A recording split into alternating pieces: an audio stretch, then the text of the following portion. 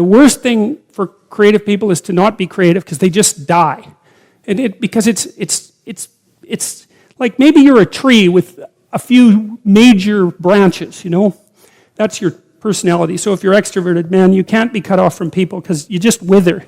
And if you're agreeable, you have to be in an intimate relationship or you die, you know? And if you're conscientious, man, and you're unemployed, you're just going to eat yourself up because you have to have a duty and you have to carry a load because you just can't stand it otherwise. And open people have to be creative. They have to be because otherwise they die. They don't have any vitality.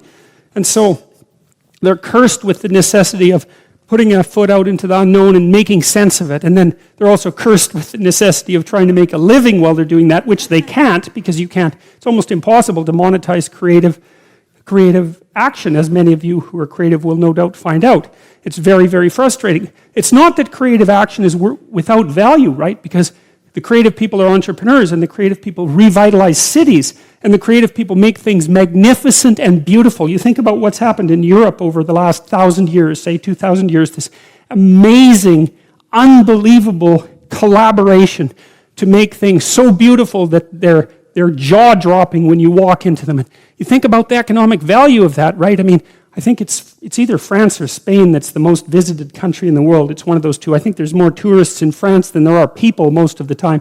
And part of the reason for that is it's just so damn beautiful. You just can't stand it. And you think, what's the economic value of that? It's absolutely incalculable. And what's interesting too is that you build that beauty in, and then the farther away you get from it in time, the more valuable it becomes, right? Instead of decaying, it has exactly the opposite effect.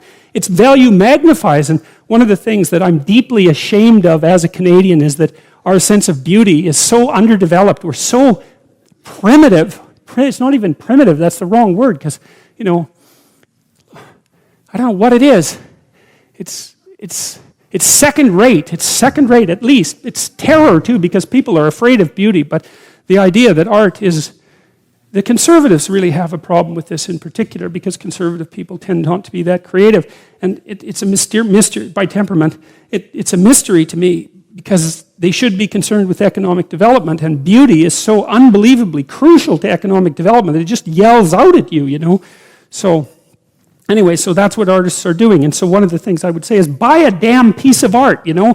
Find one that really speaks to you and buy a piece of art because you invite that into your life, and it's a... Look out if you do it. If it's a real piece of art, because you'll also get a little introduction to the artist, and then that'll seep into your life, and that'll change things like mad.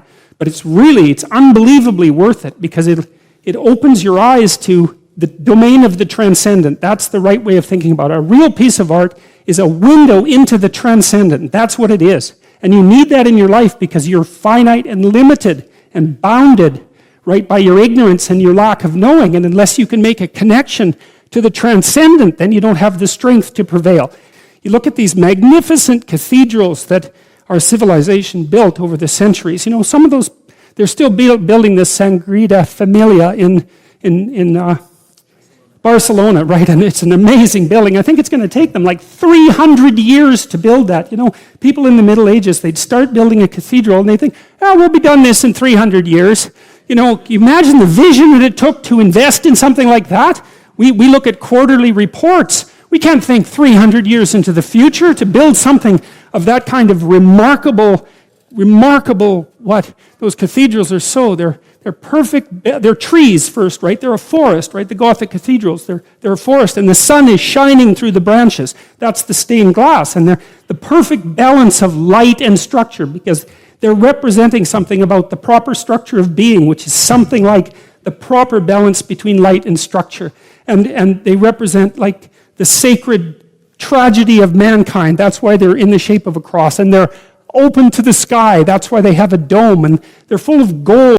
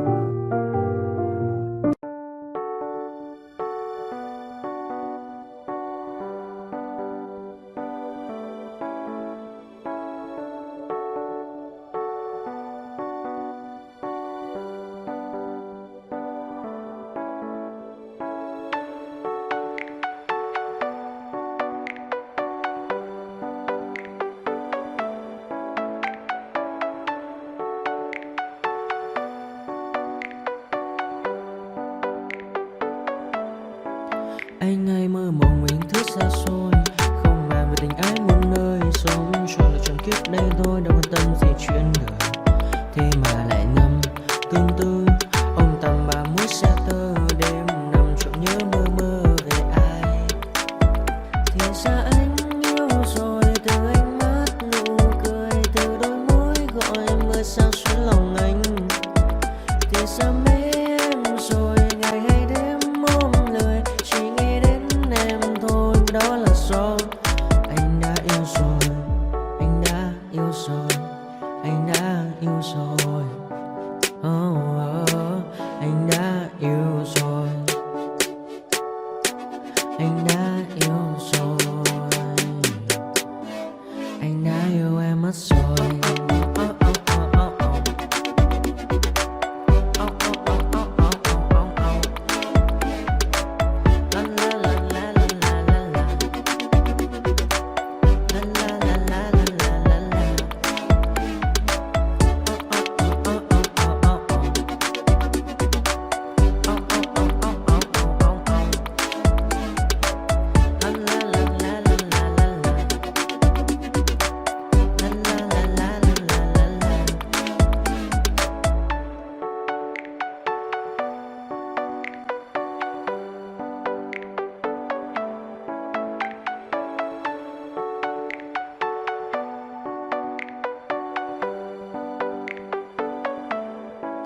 Anh hay mơ mộng mình thứ xa xôi, không nàng về tình ái muôn nơi, sống cho là trọn kiếp đây thôi, đâu quan tâm gì chuyện đời.